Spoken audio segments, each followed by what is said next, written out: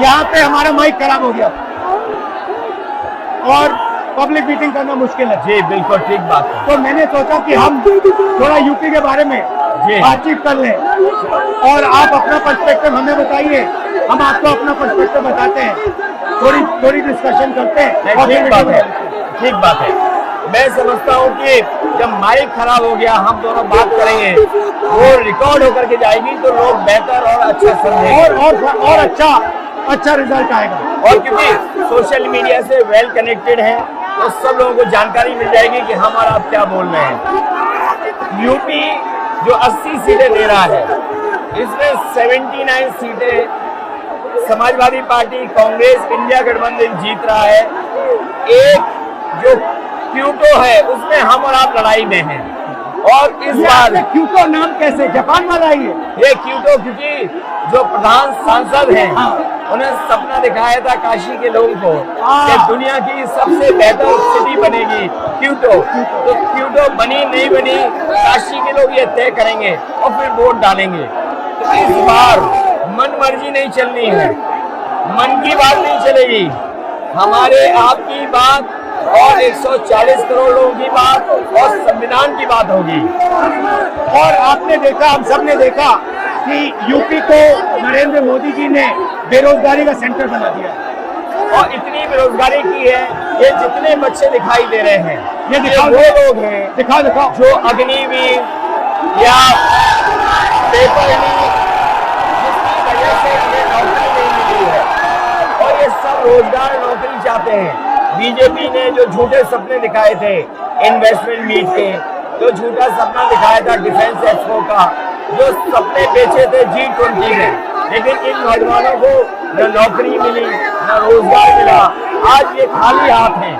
तो इसलिए हमें और आप मिल के जो आपने कहा, जो इंडिया गठबंधन कह रहा है कि 30 लाख बच्चों को नौकरी दी जाएगी, उस दिशा में हम लोग काम करेंगे। और पहली नौकरी पक्की स्कीम जिसके माध्यम से हर ग्रेजुएट को नौकरी का अधिकार, बेहतरीन ट्रेनिंग और बैंक अकाउंट में 1 लाख रुपए साल के। आपने नोट किया कि मोदी जी खटाखट बोलने शुरू कर दिए। ये आपके खटाखट के बाद वो रटारट खटाखट कर रहे हैं।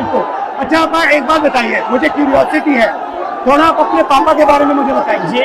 मुलायम सिंह यादव जी के बारे में बताइए, आपने उनसे क्या सीखा?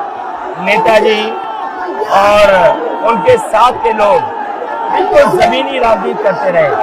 हालांकि नेताजी कुश्ती, पहलवान और गांव के थे। करते हो कुश्ती? नहीं, मैं कुश्ती नहीं कर पाया जीवन में, क्योंकि मैं मिलिट्री स्कूल में चला गया तो कुश्ती नहीं कर पाया। लेकिन नेताजी इसीलिए धरती पुत्र बोले गए कि वो जमीन की बात को समझते थे। धरती पर जो लोग हैं उनकी क्या भावना है उसको लेकर के वो आगे बढ़ाना चाहते थे। और आपका इस क्षेत्र से और इस शहर से आज का लगाव नहीं है, न जाने कितने सालों पुराना लगाव है।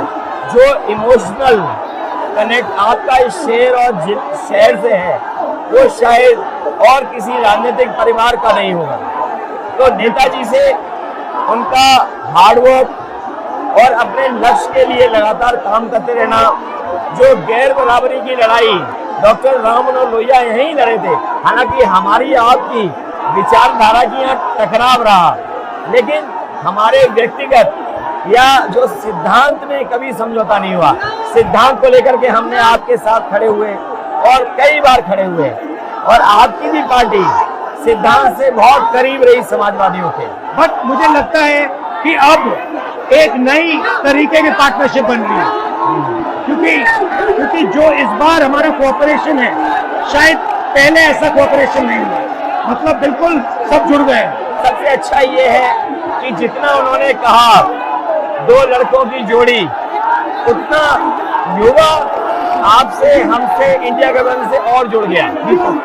तो ये नेचुरल अलायंस है, और नेचुरल अलायंस इसलिए लोग महसूस कर रहे हैं कि वो चाहते हैं कि नौकरी और रोजगार मिले, नौकरी और रोजगार मिले। तो ये बड़ी भावना है कि हमसे आपसे ये यूथ कनेक्ट कर रहा है। सबसे बड़ी बात, महंगाई की चोट सबसे ज्यादा इन लड़कों को लगती है।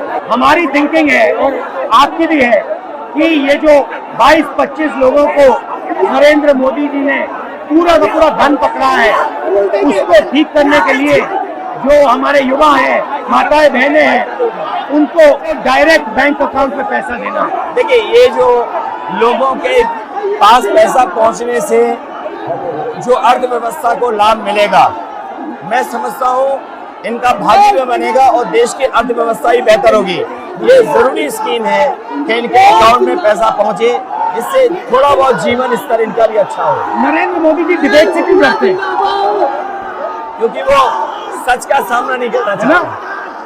पूरा उनका झूठ का गुब्बारा है। वो बीजेपी और बीजेपी के लोग मन मर्जी से चलते हैं, अपनी मर्जी से चलते हैं और उनको लगता है कि डिस्कशन की कोई जरूरत नहीं है, क्योंकि वो सब कुछ जानते हैं। डेमोक्रेसी में जितना डिस्कशन होगा, जितने विचार एक दूसरे को हम सुनेंगे और एक दूसरे पे भरोसा करेंगे, उतना हमारा लोकतंत्र मजबूत होगा। ये बीजेपी के लोगों ने न केवल हमारी जान को खतरा पैदा किया है, बल्कि लोकतंत्र को भी और संविधान को भी खतरा पैदा कर रहे हैं। और इसका नतीजा दिख रहा है कि चाइना हमारी जमीन के अंदर आ गया, ये बेरोजगारी बढ़ती जा रही है, जो प्रोडक्शन होता है वो नहीं हो रहा है, और पूरा का पूरा एक्सटॉर्शन, ईडी, सीबीआई, ये लोग मतलब एक्सटॉर्ट कर रहे हैं। कई बार सुनने को मिल रहा है और सरकार स्वीकार नहीं कर रही है, लद्दाख की हमारी सीमाएं सुरक्षित हो गई और अरुणाचल के आसपास या सीमा जो चीन से छू रही है वो बहुत असुरक्षित है। तो चीन से जहां हमारा सीमाओं का खतरा है, वहीं चीन से हमारे बाजार को भी खतरा है। तो कहीं ना कहीं हम लोगों को अपनी मैन्युफैक्चरिंग इकोनॉमी और मैन्युफैक्चरिंग इकोनॉमी को बढ़ावा देना पड़ेगा।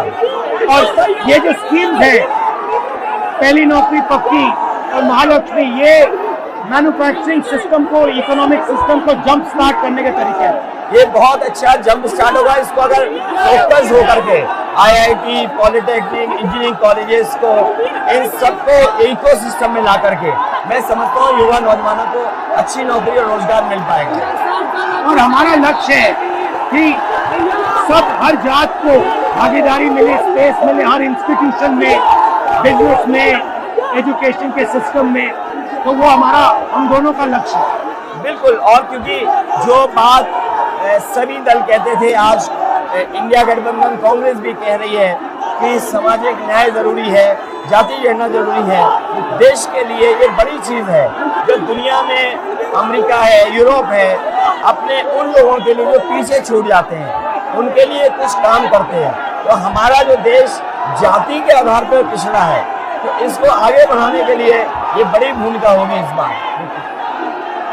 बहुत अच्छा लगा, अच्छी बहुत अच्छी मीटिंग है। Unique meeting. मुझे लगता है कि ये यूनिक मीटिंग है। क्या